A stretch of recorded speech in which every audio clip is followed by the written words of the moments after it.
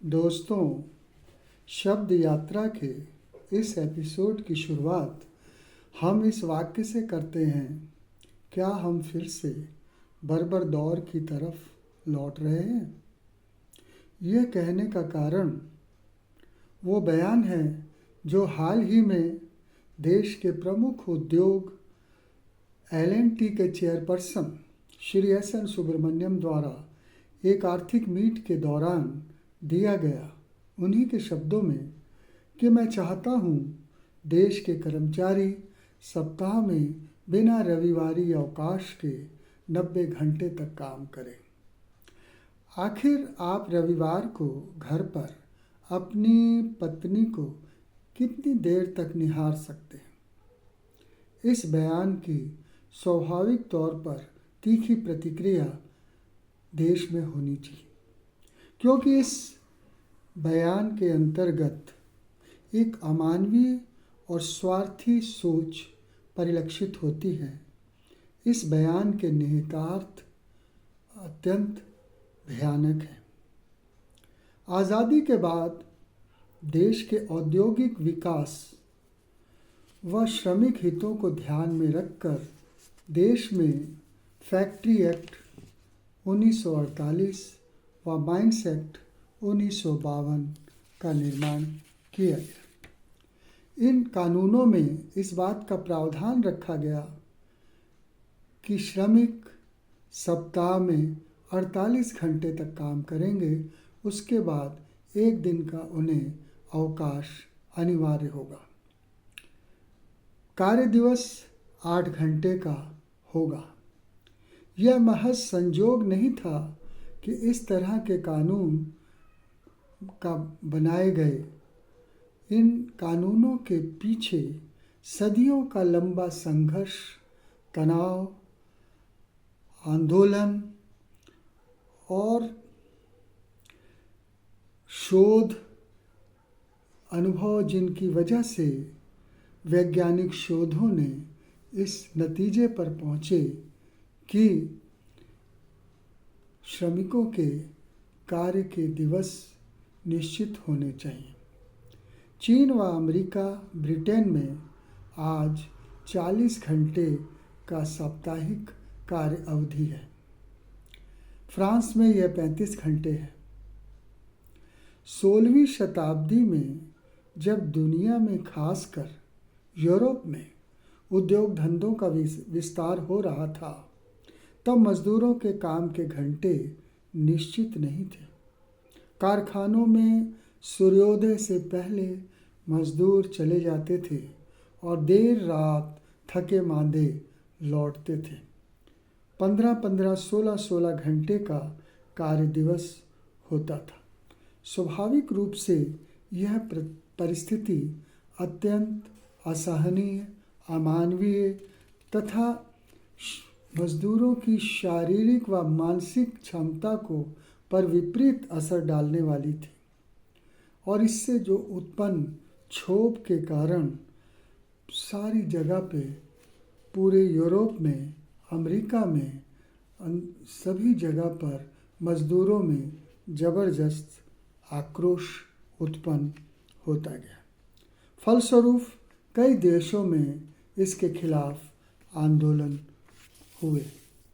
सन 1886 में शिकागो के हेमार्ट में हजार मजदूर एकत्र होकर 8 घंटे काम, 8 घंटे आराम और 8 घंटे मनोरंजन के नारे को लेकर सड़कों पर जबरदस्त आंदोलन कर उतर गए।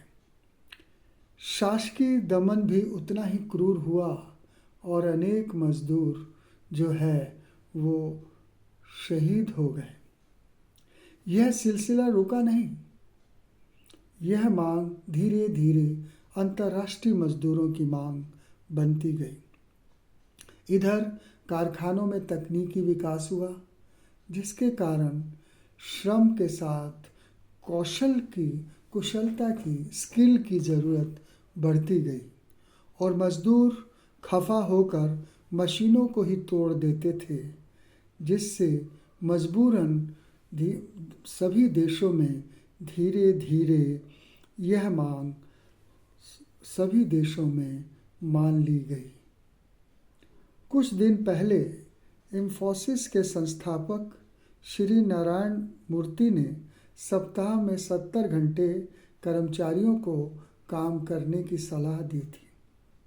यह सलाह उन लोगों के द्वारा दी जाती है जिनकी तनख्वाह 34 करोड़ से लेकर 70 करोड़ सालाना होती है।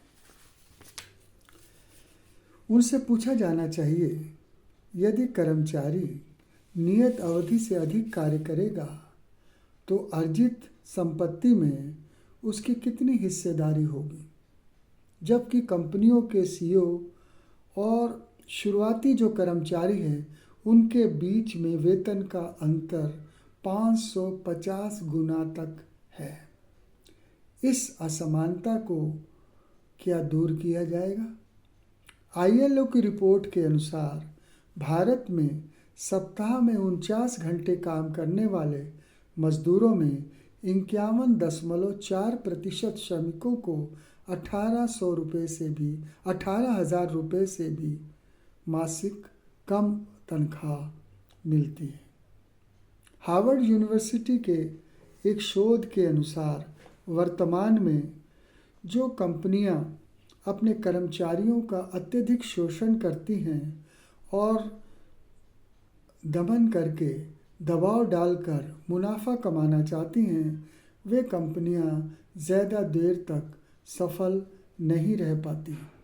कंपनी की सफलता के लिए ज़रूरी है कर्मचारियों के साथ मानवीय सम्मानजनक व्यवहार, श्रम की महत्ता तथा मुनाफे में उनकी हिस्सेदारी होनी चाहिए।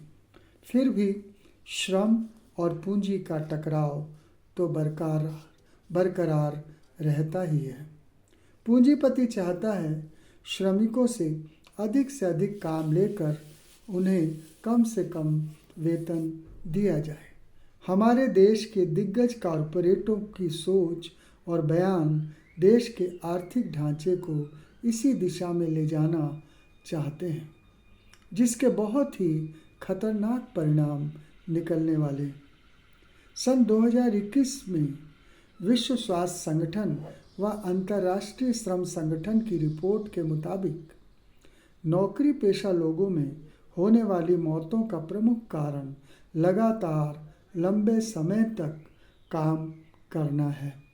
कर्मचारियों की प्रतिवर्ष होने वाली 19 लाख मौतों में 7.5 लाख मौतें मात्र लगातार लंबे समय तक बिना अवकाश के काम करने की वजह से होती। सप्ताह में 50 घंटे से अधिक काम करने वाले कर्मचारियों में हार्ट स्ट्रोक, ब्रेन हैमरेज की बीमारी अधिक पाई गई है। शारीरिक श्रम से अधिक मानसिक श्रम और उसमें भी श्रम की मात्रा से ज़्यादा श्रम की गुणवत्ता का महत्व आजकल बढ़ते जा रहा है। आर्टिफिशियल इंटेलिजेंस हमारे औद्योगिक उन्नति में बहुत बड़ी भूमिका निभाने जा रहा है और ऐसे में इस तरह की शोषणकारी घिसी पिटी सोच ना तो राष्ट्र के हित में है और ना ही श्रमिकों के हित में और ना ही समाज हित में।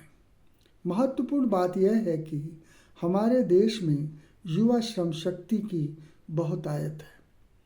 हमें काम के घंटे कम कर अधिक से अधिक युवाओं को रोजगार देकर देश की उत्पादकता को बढ़ाना चाहिए। चीन इसका साक्षात उदाहरण है।